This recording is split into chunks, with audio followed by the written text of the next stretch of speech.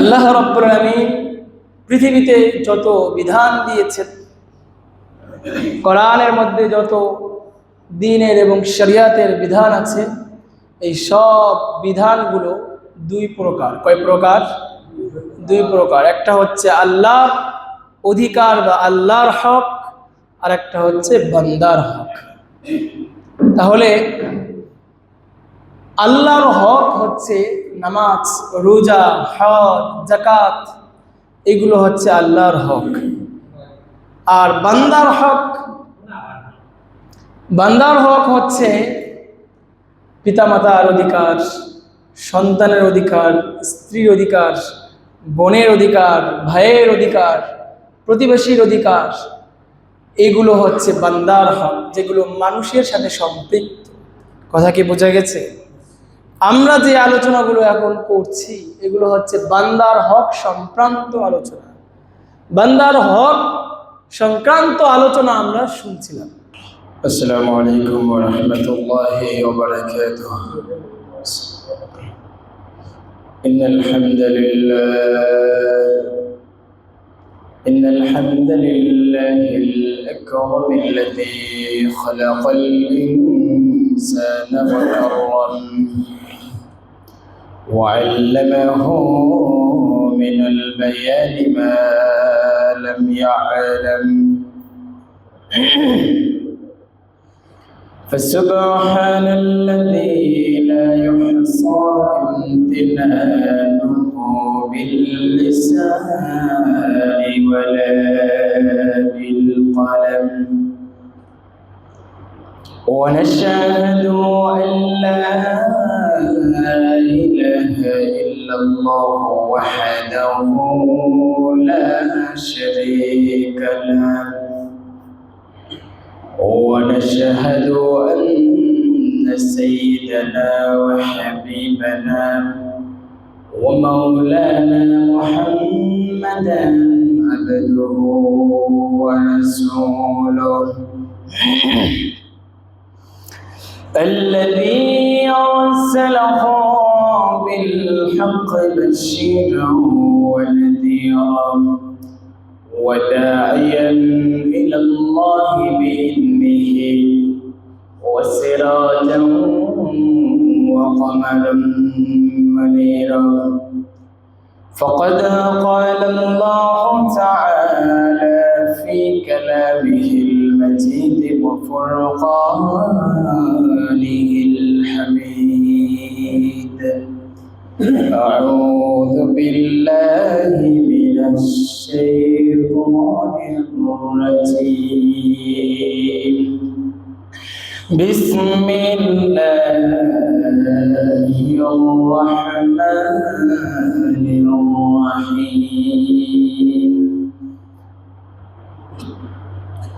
يا أيها الذين آمنوا قوا أنفسكم وأهليكم نارا وقودها الناس والحجارة عليها ملائكة غلاظ شداد لا يعصون الله ما أمرهم ويفعلون ما يؤمرون. صدق الله العظيم. شكر محبت الشريف بلغ العلا بكماله، كشف الدجى بجماله، حسنت جميع خصاله. صلوا عليه وآله. رہے میرے مسکن حوالی کعبہ، بنے میرے مدفن دیار مدینہ. بلغ العلا بکمالہ، کشف الدجى بجماله، حسنت جميع خصاله. সাল্লু আলাইহি ওয়া আলিহি। যাদের হৃদয়ে আছে আল্লাহর ভয়, তারা কবু পথ ভুলে যায় না। আল্লাহর প্রেম ছাড়া এই দুনিয়া কারো কাছে কোনো কিছু চায় না, কারো কাছে কোনো কিছু চায় না। যাদের হৃদয়ে আছে আল্লাহর ভয়, তারা কবু পথ ভুলে যায় না। আল্লাহর প্রেম ছাড়া এই দুনিয়া কারো কাছে কোনো কিছু চায় না, কারো কাছে কোনো কিছু চায় না। রাতের আধারে যারা সিজদাতে রয়, দু চোখের স্রোতে নদী যেন। রাতের আধারে যারা সিজদাতে রয়, দু চোখের স্রোতে নদী যেন। ছলনার হাত ছাড়ি যতই আসুক, ছলনার হাত ছাড়ি যতই আসুক, পেছনে ফিরে মন তাকায় না। যাদের হৃদয়ে আছে আল্লাহর ভয়, তারা কবু পথ ভুলে যায় না। আলহামদুলিল্লাহ, আল্লাহ পাক রব্বুল আলামিনের দরবারে লাখো কোটি শুকরিয়া যে আল্লাহ রাব্বুল আলামিন আমাদেরকে সপ্তাহের শ্রেষ্ঠ দিন জুমার দিন আল্লাহর ঘর মসজিদে আগে আগে আসার এবং বসার তৌফিক দান করেছেন। এই জন্য আমরা সকলেই অন্তরস্থল থেকে শুকরিয়া আদায় করি আলহামদুলিল্লাহ। সম্মানিত মুসল্লিয়ান ইকরাম, আমরা ধারাবাহিকভাবে আলোচনা শুনছিলাম আল্লাহ রাব্বুল আলামিন পৃথিবীতে যত বিধান দিয়েছেন, কোরআনের মধ্যে যত দ্বীনের এবং শরিয়াতের বিধান আছে, এই সব বিধানগুলো দুই প্রকার। কয় প্রকার? দুই প্রকার। একটা হচ্ছে আল্লাহর অধিকার বা আল্লাহর হক, আর একটা হচ্ছে বান্দার হক। তাহলে আল্লাহর হক হচ্ছে নামাজ, রোজা, হজ, যাকাত, এগুলো হচ্ছে আল্লাহর হক। আর বান্দার হক, বান্দার হক হচ্ছে পিতামাতার অধিকার, সন্তানের অধিকার, স্ত্রীর অধিকার, বোনের অধিকার, ভাইয়ের অধিকার, প্রতিবেশীর অধিকার। এগুলো হচ্ছে বান্দার হক, যেগুলো মানুষের সাথে সম্পৃক্ত। কথা কি বোঝা গেছে? আমরা যে আলোচনাগুলো এখন করছি এগুলো হচ্ছে বান্দার হক সংক্রান্ত আলোচনা। বান্দার হক সংক্রান্ত আলোচনা আমরা শুনছিলাম। তো গত জুমায় আমরা আলোচনা শুনেছিলাম বান্দার হকের মধ্যে সবচাইতে সেরা যে অধিকার আর হক সেটা হচ্ছে পিতামাতার হক। কথা কি বোঝা গেছে? আজকে আমরা শুনব সন্তানের হক বা সন্তানের অধিকার। কথা কি বোঝা গেছে? ধারাবাহিক আলোচনা। ইসলাম একপাক্ষিক বিধান কখনো দেয় না। বাবাকে বলেছে এভাবে কাজ করো, আবার সন্তানকে বলছে বাবা মাকে শ্রদ্ধা করো। শরিয়ত দুই পক্ষকেই বলেছে।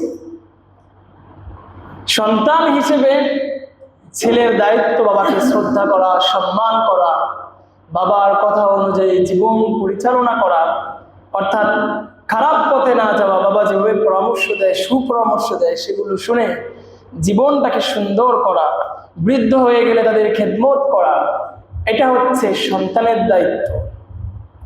আর পিতারও কিছু দায়িত্ব আছে। পিতার দায়িত্বগুলো কি আর সন্তানের অধিকার কি, এই টপিক নিয়ে আজকে আমরা আলোচনা শুনবো ইনশাআল্লাহ। আল্লাহ রাব্বুল আলামিন যা কিছু বলবো সর্বপ্রথম আমাকে, তারপর আপনাদের সবাইকে আমল করার তৌফিক দান করুন। আমিন। সম্মানিত মুসল্লিয়ান ইকরাম, এই আলোচনাটা বোঝার জন্য, সহজে বোঝার জন্য আমরা 15টি পয়েন্টস এর মাধ্যমে এই আলোচনাটা বোঝার চেষ্টা করব। আমি আপনাদের মাঝে 15টি পয়েন্ট শেয়ার করব। এই পয়েন্টগুলো যদি আমরা মেনে চলি বাবারা, তাহলে আশা করা যায় সন্তানের হকগুলো, তার অধিকারগুলো আমরা সঠিকভাবে আদায় করতে পারবো ইনশাআল্লাহ। 1 নম্বর, সন্তানের অধিকার কি? 1 নম্বর অধিকার হচ্ছে ভালো মায়ের ব্যবস্থা করা। কি করা? ভালো মায়ের ব্যবস্থা করা। এটা পিতার দায়িত্ব, সন্তানের না। এভাবে 2 নম্বর হচ্ছে আল্লাহর কাছে নেককার সন্তান চাওয়া। 3 নম্বর পয়েন্ট হচ্ছে ছেলে হোক বা মেয়ে হোক শুকরিয়া আদায় করা কার? আল্লাহ। আর 4 নম্বর পয়েন্ট হচ্ছে সন্তান যখন জন্মগ্রহণ করবে তখন তার ডান কানে আজান, বাম কানে ইকামত দেওয়া। 5 নম্বর 7ম দিনে আকিকা করা। 6 নম্বর পয়েন্ট হচ্ছে ভালো একটা নাম রাখা, সুন্দর নাম রাখা। 7 নম্বর মাথা মুন্ডন করা। 8 নম্বর 2 বছর পর্যন্ত দুধ পান করানো। 9 নম্বর কোরআন শিক্ষা দেওয়া। 10 নম্বর বাচ্চাদেরকে সময় দেওয়া। বাচ্চাদেরকে কি করা? সময় দেওয়া। পার্সোনাল সময় বের করে, অফিস টাইম বাদ দিয়ে পার্সোনাল যে সময়টা থাকে বাচ্চাদেরকে একটু সময় দেওয়া, এটা বাচ্চার হক। এরপরে আলোচনা আসবে 7 বছর বয়স হলে বাচ্চাকে নামাজের আদেশ দেওয়া। 12 নম্বর যখন বয়স 10-এর উপরে চলে যাবে বিছানাকে আলাদা করে দেওয়া। 13 নম্বর এই বাচ্চাদেরকে উপযুক্ত বয়স হলে বিবাহ দেওয়া। কথা কি বোঝা গেছে? 14 নম্বর বিয়ের ক্ষেত্রে সন্তানের মতামতকে প্রাধান্য দেওয়া। অনেকেই সন্তানের মতামতকে গ্রাহ্যই দেয় না, প্রাধান্য দেয় না, এই বিষয়টা লক্ষ্য রাখা। 15 নম্বর আপনার যে সম্পত্তি আছে সন্তানদের মাঝে কোরআন এবং হাদিস অনুযায়ী বন্টন করা। এই 15টি পয়েন্ট আপনাদের কাছে আমি শেয়ার করবো ইনশাআল্লাহ। আল্লাহ রাব্বুল আলামিন সর্বপ্রথম আমাকে, তারপর আপনাদের সবাইকে আমল করার তৌফিক দান করুন। আমিন। এই জন্য রাব্বুল আলামিন বললেন, ইয়া আইয়ুহাল্লাযীনা আমানু কু আনফুসাকুম ওয়া আহলিকুম নার। হে পৃথিবীর ঈমানদারেরা শোনো শোনো। ইয়া আইয়ুহাল্লাযীনা আমানু, হে ঈমানদারেরা, কু আনফুসাকুম ওয়া আহলিকুম নার, তোমরা নিজেরা জাহান্নামের আগুন থেকে বাঁচো এবং নিজের সন্তান, আহার, পরিবার যারা আছে এদের সবাইকে জাহান্নামের আগুন থেকে বাঁচাও। সুবহানাল্লাহ। আল্লাহ আমাদেরকে সতর্ক করে দিচ্ছেন আগে থেকেই, কবরে যাওয়ার আগে কোরআনের মাধ্যমে আমাদেরকে জানিয়ে দিচ্ছেন। ঈমানদারেরা শুধু নিজে নামাজ পড়লে হবে না, নিজের সন্তান কি করতেছে সেটা দেখার দায়িত্ব তোমার। কথা কি বোঝা গেছে? এজন্য বিশ্বনবী সাল্লাল্লাহু আলাইহি সাল্লাম বলেছেন, বুখারী ও মুসলিমের বর্ণনায় বিশ্বনবী সাল্লাল্লাহু আলাইহি সাল্লাম বললেন, কুল্লুকুম রাঈন ওয়া কুল্লুকুম মাসউলুন আন রাইয়াতিহি, তোমরা সকলেই দায়িত্বশীল এবং তোমাদের সকলের দায়িত্ব সম্পর্কে কিয়ামতের দিন জিজ্ঞাসা করা হবে। সুবহানাল্লাহ। এই জন্য দায়িত্ব, এটা যদি আমরা অবহেলা করি কিয়ামতের দিন ধরা খেয়ে যাবো। ঠিক না বেঠিক? পিতা নামাজ পড়েন, মসজিদের কর্নারে বসে থেকে সারাদিন ইবাদত বন্দেগি করে, কিন্তু ঘরের মধ্যে সন্তান নামাজ পড়ে না। এই নামাজ দিয়ে জান্নাতে যাওয়া যাবে না। আপনার অধিকার আছে, আপনার দায়িত্ব আর কর্তব্য হচ্ছে সন্তানকেও নামাজি বানানো, স্ত্রীকেও নামাজে আদেশ দেওয়া। শুধু মসজিদে একা একা বসে ইবাদত বন্দেগি করলে হবে না। এজন্যই আল্লাহ রাব্বুল আলামিন বললেন, আগে নিজে জাহান্নাম থেকে বাঁচো, ওয়া আহলিকুম নার, নিজের পরিবার পরিজন, ফ্যামিলি মেম্বার যারা আছে এদেরকেও জাহান্নামের আগুন থেকে বাঁচাও। তাহলে আমরা এই আয়াত এবং হাদিসের মাধ্যমে বুঝতে পারলাম রব্বুল আলামিন আমরা যারা পিতা আছে তাদের কিছু দায়িত্ব দিয়েছেন। দায়িত্ব, সন্তান যদি খারাপ পথে চলে যায়, সন্তান যদি দ্বীনের পথে না থাকে, নামাজ না পড়ে, তাহলে অবশ্যই পিতা মাতার দায়িত্ব এবং কর্তব্য হচ্ছে তাদেরকে নামাজের দিকে নিয়ে আসা। কথা কি বোঝা গেছে? আল্লাহ তৌফিক দান করুন সকলে বলে আমিন। তাহলে আজকে আমরা আলোচনা শুনব সন্তানের হক কি কি। সন্তানের অধিকার, বাবার কি দায়িত্ব। আমরা যারা বাবা আছি এখানে বাবা আছি কয়জন? হাত করে দেখি। বাবা আছেন কে কে? আমি নিজেও একজন বাবা হয়ে গেছি। সবাই তো বাবা, মাশাআল্লাহ। বাচ্চারা কয়েকজন আছে? হাত নামান, মাশাআল্লাহ। আমরা যারা বাবা আছি অথবা যারা মা আছি, যারা এখনো পর্যন্ত বাবা হই নাই, ভবিষ্যতে আমরা বাবা হব, ঠিক না ঠিক? এই জন্য তাদের জন্য এই আলোচনা শোনার দরকার আছে না নাই? আছে। আমাদের মা বোনেরা যারা বাসায় আছেন, বাসা থেকে এই আলোচনাগুলো মনোযোগ সহকারে শুনবেন। এখানে কোনো গল্প গুজব করা হয় না, কোরআন এবং হাদিসের আলোকে আলোচনা করা হয়। মুসলমান হিসেবে আমাদের প্রত্যেক নারীর দায়িত্ব এবং কর্তব্য হচ্ছে এই আলোচনাগুলো শোনা, এর উপরে আমল করা। কথা কি বোঝা গেছে? যদি মিডিয়া থাকে, এই যে মিডিয়া একটা আছে, মিডিয়ার মাধ্যমে এটা ছড়িয়ে গেলে আরো ভালো। আলোচনা ভিডিও করা, যদি এর মাধ্যমে জনগণ উপকৃত হয়, জাতি উপকৃত হয়, কোরআন এবং হাদিসের আলোচনা যদি হয়, মানুষ শুনে যদি এর উপর আমল করে, ওটার ভিডিও করা জায়েজ আছে। কথা কি বোঝা গেছে? আল্লাহ বুঝার তৌফিক দান করুন, আমিন। তাহলে 1 নম্বর দায়িত্ব হচ্ছে ভালো মায়ের ব্যবস্থা করা। পিতার দায়িত্ব কি? ভালো মায়ের ব্যবস্থা করা। সুন্দরী, রূপসী, সুভাষিনী, সুকেশিনী যতই হোক না কেন, যতই গুণ তার মধ্যে থাকুক না কেন, দিনদারিতা যদি না থাকে, ভালো মা যদি না হয়, ইসলাম বলে দিয়েছে ভালো, এই ভালো শব্দটা তার সাথে থাকতে হবে। ভালো মায়ের ব্যবস্থা যদি আমরা করতে ব্যর্থ হই, সন্তানের 1 নম্বর হক আমরা নষ্ট করে ফেললাম। কথা কি বোঝা গেছে? তাহলে সন্তানের 1 নম্বর অধিকার হচ্ছে ভালো মায়ের ব্যবস্থা করা সন্তানের জন্য। অর্থাৎ আমার আগত স্ত্রী যিনি হবেন, সেই স্ত্রী দিনদার, পরহেজগার, আল্লাহওয়ালা হইতে হবে। তাহলেই সন্তান একজন ভালো মা পেয়ে যাবে, ঠিক না বেটি? এই ভালো মা পেতে হলে আল্লাহ রাব্বুল আলামিন আমাদেরকে দোয়া শিখিয়ে দিয়েছেন। দোয়া রাব্বুল আলামিন বলছেন, রব্বানা হাব লানা মিন আজওয়াজিনা ওয়া যুররিয়াতিনা কুররাতা আ'য়ুন ওয়াজ'আলনা লিল মুত্তাকিনা ইমামা। ও আল্লাহ, আপনি আমাকে এমন সন্তান এবং এমন স্ত্রী দান করেন, যে সন্তান এবং স্ত্রীর দিকে তাকালে আমাদের হৃদয়টা জুড়িয়ে যায়। সুবহানাল্লাহ। চোখ জোড়ানো, চোখ শীতল করা স্ত্রী আপনি আমাদেরকে দান করুন। এই দোয়াটা আমরা বেশি বেশি পড়ার চেষ্টা করবো। পারবো তো ইনশাআল্লাহ? যারা বিয়ে করি নেই তারা পড়বে, আর যারা বিয়ে করেছেন যদি আর একটা করতে চান তাহলে করতে পারেন। কথা কি বোঝা গেছে? তাহলে 1 নম্বর যেটা আমরা পাইলাম সেটা হচ্ছে আমাদের পিতা হিসেবে আমাদের 1 নম্বর দায়িত্ব হচ্ছে ভালো মায়ের ব্যবস্থা। বুখারী ও মুসলিমের বর্ণনায় বিশ্বনবী সাল্লাল্লাহু আলাইহি সাল্লাম বললেন, তুনকাহুল মারআ লিআরবা। ও আমার উম্মতেরা শোনো শোনো, তোমরা যখন বিবাহ করবা 4টা জিনিস লক্ষ্য রাখবা। কয়টা জিনিস? আরে জোরে বলেন, কয়টা জিনিস? 4টা জিনিস লক্ষ্য রাখবা।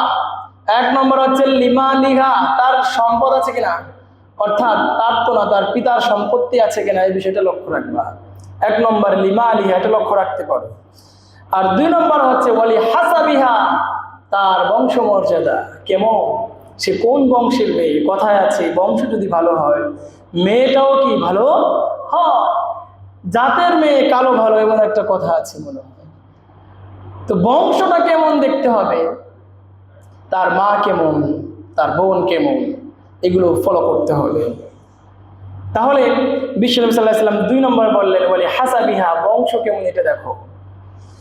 আর 3 নম্বর বললেন ওয়ালি জামালিহা, সৌন্দর্য কেমন। 3 নম্বর সৌন্দর্য কেমন এটাও দেখতে পারো। আর 4 নম্বর হচ্ছে ওয়ালি দীনিহা, তার ধার্মিকতা কেমন এটা দেখো। ফাসফার বিজাতিদ্দীন, হাদিসের শেষে বললেন ধার্মিকতাকে প্রাধান্য দিয়ে তুমি সফলতা অর্জন করে ফেলো। সুবহানাল্লাহ।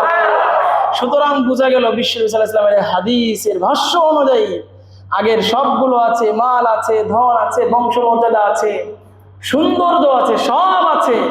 দিনদারিতা আর ধার্মিকতা, আল্লাহর ভয় যদি না থাকে, ওই নারী দিয়ে কোনোদিনও সুখের সংসার করা সম্ভব নয়।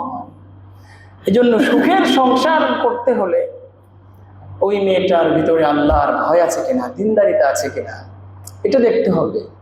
যদি দিনদারিতা থাকে, ধার্মিকতা তার মধ্যে থাকে, তাহলে আপনি যেখানে যান না কেন, নো টেনশন, কোনো টেনশন নাই। তার সতীর্থ সে ইবাদত করতে পারবে, আপনার ফ্যামিলিটাকে সুন্দর করে গুছিয়ে একটা জান্নাতি ফ্যামিলি বানিয়ে দেবে। সুবহানাল্লাহ। এই জন্য বিশ্বনবী সাল্লাল্লাহু আলাইহি সাল্লামের এই হাদিসটা আমাদের ফলো করতে হবে। আমাদের সমাজের অনেক গার্ডিয়ানরা এমন আছে যারা সব কিছু দেখে কিন্তু ধার্মিকতা দেখে না। ধন আছে কিনা এটা দেখে, টাকা পয়সা আছে কিনা এটা দেখে, সৌন্দর্য আছে কিনা এটা আমরা দেখি। যুবকরা তো সৌন্দর্য ছাড়া বিয়েই করে না, ঠিক না বেঠিক? তাহলে সৌন্দর্যতা আছে কিনা এটা দেখি, বংশ মর্যাদা আছে কিনা এটা দেখি। আর একটা জিনিস আমাদেরকে অ্যাড করতে হবে বিশ্বনবী সাল্লাল্লাহু আলাইহি সাল্লামের এই হাদিস অনুযায়ী, সেটা হচ্ছে ধার্মিকতা। তার ভিতরে ধর্ম পালনের অভ্যাস আছে কিনা, নামাজ পড়ে কিনা, রোজা রাখে কিনা, এগুলো আমাদেরকে খেয়াল রাখতে হবে। আল্লাহ আমাদের তৌফিক দান করেন সকলে। তাহলে আমরা 1 নম্বর পিতার দায়িত্ব পেয়ে গেলাম, সেটা হচ্ছে ভালো মায়ের ব্যবস্থা করতে হবে। 2 নম্বর দায়িত্ব হচ্ছে আল্লাহর কাছে নেককার সন্তান চাইতে হবে। আপনি বিয়ে করলেন, মাশাআল্লাহ, কুফু, এটাও একটা শরীয়তের বিধান। কুফু মানে হচ্ছে সমতা বিধান, এটাও লক্ষ্য রাখা জরুরি। সমতা বিধান অর্থাৎ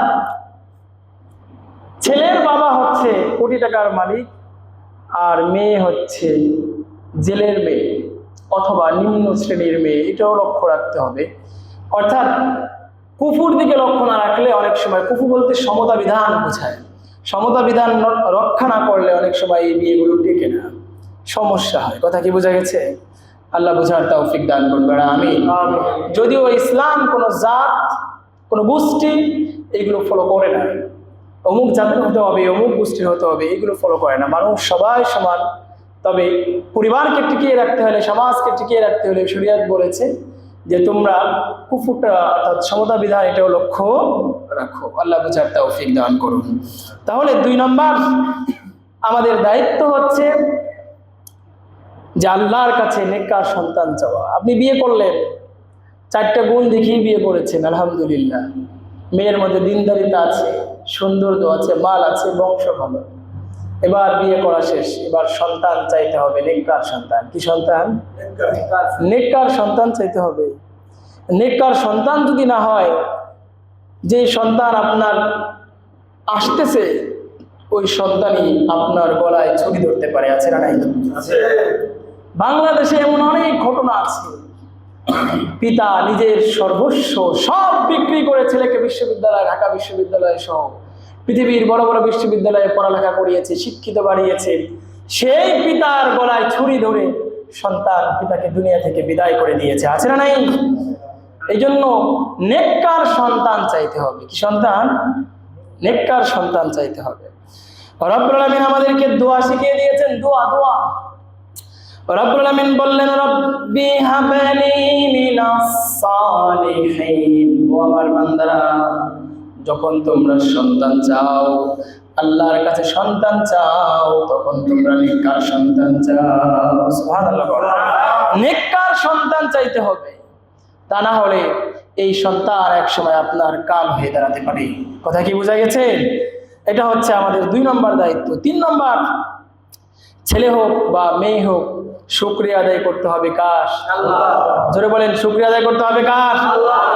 অনেকে আছে ছেলে হলে মহা খুশি, পুরো গ্রামে মিষ্টি খাওয়ায়, মেয়ে হলে মুখটা বেজার, আছে না নাই? আরে কথা বলেন, আছে না নাই? মেয়ে হলে আর মুখের দিকে তাকানো যায় না, খুব বেজার, অসন্তুষ্ট প্রকাশ করে, বন্ধুদেরকে বলে চাইছিলাম ছেলে হয়ে গেল মেয়ে, আছে না নাই? এই ছেলে দেওয়ার মালিক কে? আল্লাহ। আরে জোরে বলেন, মালিক কে? আল্লাহ। মেয়ে দেওয়ার মালিক কে? আল্লাহ। নাকি স্ত্রী? অনেকে বউ পিটায়, আছে না নাই? ছেলে হলো না কেন, এই জন্য বউ পিটায়। আবার অনেকে এমনও করে যে পরপর 2-3টা মেয়ে হওয়ার কারণে ওই বউকে তালাকও দিয়ে দেয়। নাউজুবিল্লাহ। হ্যাঁ রে, তোর গর্বে শুধু মেয়ে হয়, এই দোষ। এতটুকু দোষের কারণে, এতটুকু প্রবলেমের কারণে ওই স্ত্রীকে তালাক দিয়ে দেয়, এমন বদমাশ আছে না নাই?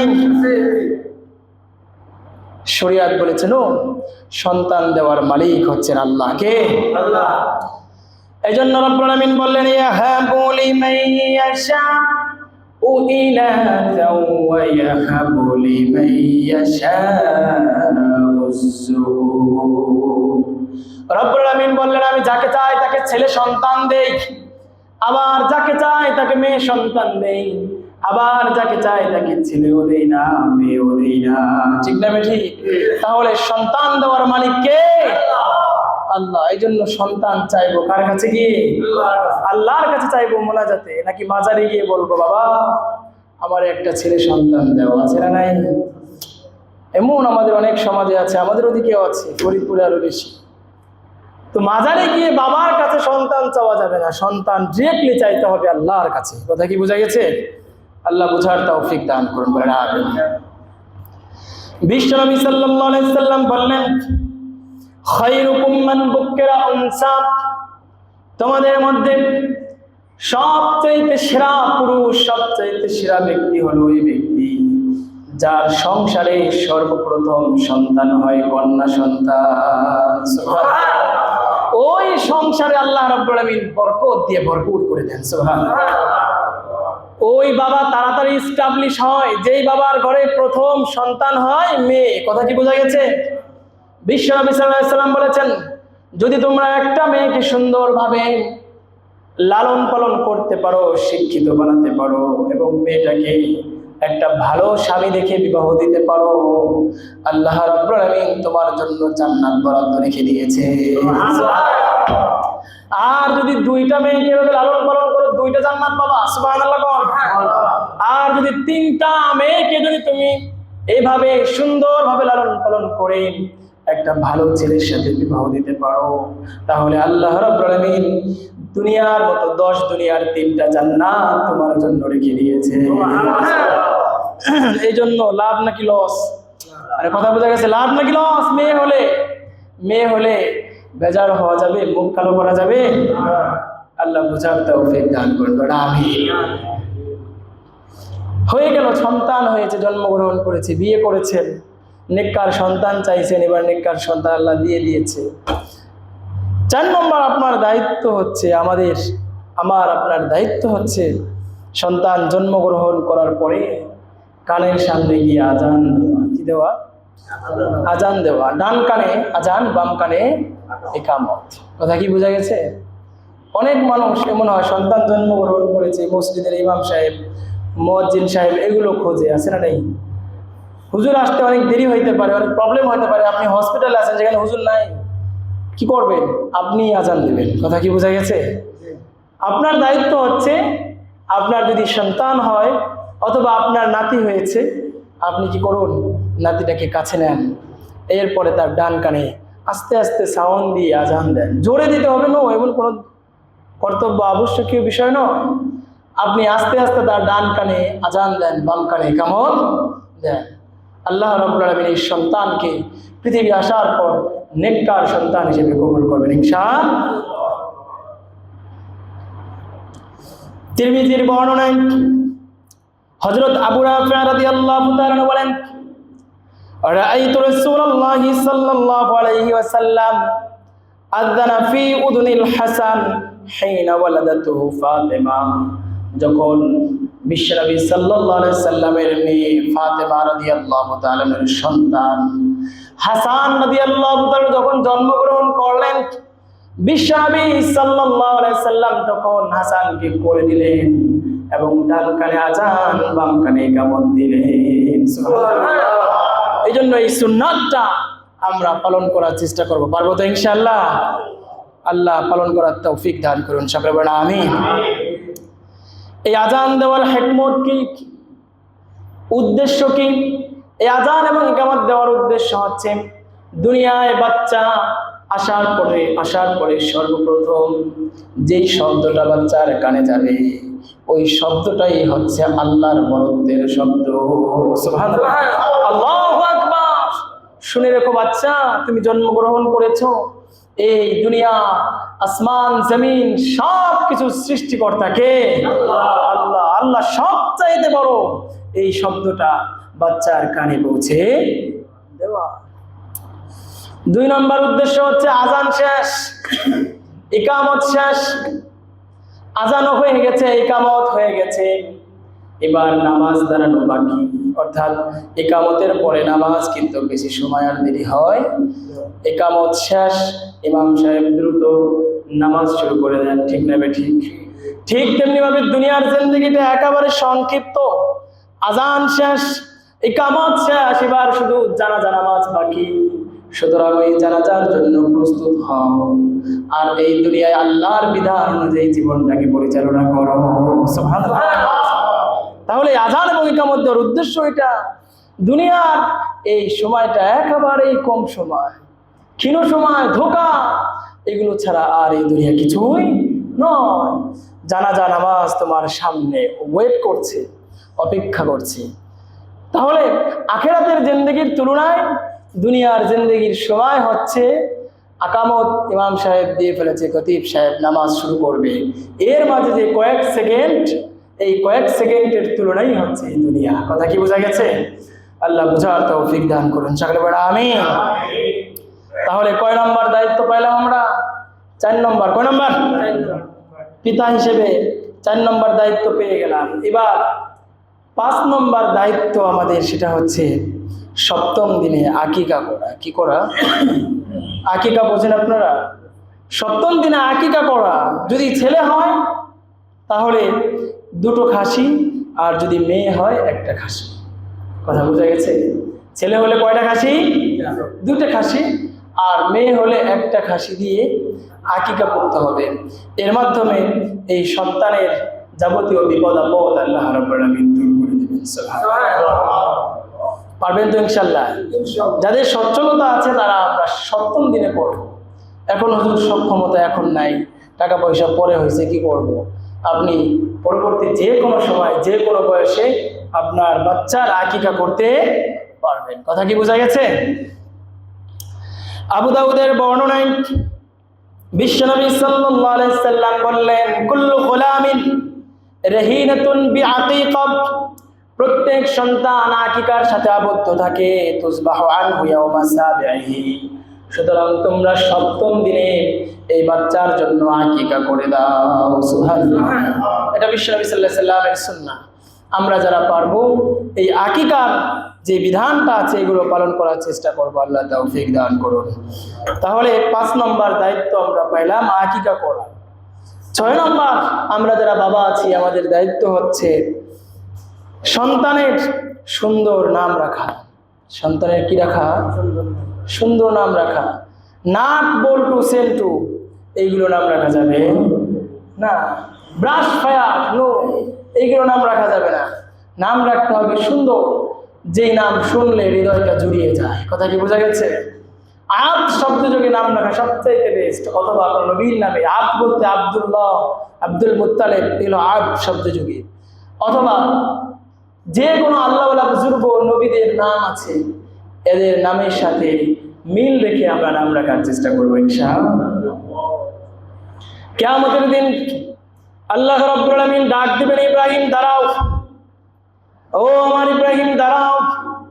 সাথে সাথে লক্ষ লক্ষ কোটি কোটি ইব্রাহিম দাঁড়িয়ে যাবে। আল্লাহ রাব্বুল আলামিন বলবেন, আমি তো এত ইব্রাহিমকে দাঁড়াতে বলি নাই, আমি বলেছি আমার বন্ধু খলিল ইব্রাহিমকে দাঁড়াতে। কথা কি বোঝা গেছে? খলিল প্রিয় নবী ইব্রাহিম আলাইহিস সালামকে দাঁড়াতে বলেছি। ইব্রাহিম দাঁড়াও। তখন ইব্রাহিম আলাইহিস সালাম দাঁড়াবেন, সাথে সাথে সব ইব্রাহিম দাঁড়িয়ে গেছে। আল্লাহ রাব্বুল আলামিন বলবেন, শোনো শোনো, আজকে আমার বন্ধুর সাথে মিল রেখে যেহেতু তোমরা নাম রেখেছো, এই নামের ওসিলা করে আজকে আমি তোমাদের সবাইকে, সব ইব্রাহিমকে জান্নাতে দিয়ে দিলাম। নামের গুণ আর বৈশিষ্ট্য আছে না নাই? সুন্দর নাম রাখলে ওই নামটা সন্তানের উপর প্রভাব পড়ে, সন্তান চেষ্টা করে ওই নামের প্রভাব অনুযায়ী আমল করা এবং জিন্দগিটাকে সেভাবে সাজানো। কথা কি বোঝা গেছে? আল্লাহ বোঝার তৌফিক দান করুন। সকলে বলেন আমিন। দান বাক্স ছেড়ে দে। সুন্দর নাম রাখা, এটা হচ্ছে আমরা যারা পিতা আছি আমাদের দায়িত্ব এবং কর্তব্য। এরপরে 7 নম্বর, বাবার দায়িত্ব হচ্ছে সন্তানের মাথা মুন্ডন করা। 7 দিন যখন বয়স হবে, ওই 7 দিন বয়সে তার মাথাকে মুন্ডন করে দেওয়া, মাথা মুন্ডন করে দেওয়া 7 দিন বয়স হওয়ার পরে, এটাও একটা বাবার দায়িত্ব এবং কর্তব্য। 8 নম্বর দায়িত্ব হচ্ছে 2 বছর পর্যন্ত সন্তানকে দুধ পান করানো। কথা কি বোঝা গেছে? কয় বছর? 2 বছর পর্যন্ত দুধ পান করানো। অনেকেই ফিটনেস রক্ষা করার জন্য সন্তানকে 2 বছর দুধ পান করায় না, আছে না নাই? এই ধরনের বাবা মা যারা আছে, এই ধরনের মা যারা আছে, এই সমস্ত গার্ডিয়ানদেরকেই সন্তানরা মানে না, সন্তানরা ইজ্জত করে না, সম্মান করে না, বৃদ্ধ করে এদেরকেই লাথিয়ে বৃদ্ধাশ্রমে পাঠিয়ে দেয়। ঠিক না বেঠিক? এই জন্য সন্তানের জন্য যেই দায়িত্ব আর কর্তব্য, এগুলো পালন করতে হবে। 2 বছর সন্তানকে দুধ পান করাতে হবে। কোরআন বলছে والوالدات يرضعن أولادهن حولين كاملين। 2 বছর পর্যন্ত সন্তানকে দুধ পান করাতে হবে। পারবেন তো ইনশাআল্লাহ? আমরা যারা মারা আছি তারা শুনতেছি, যারা সন্তানকে 2 বছর পর্যন্ত দুধ পান করাবেন।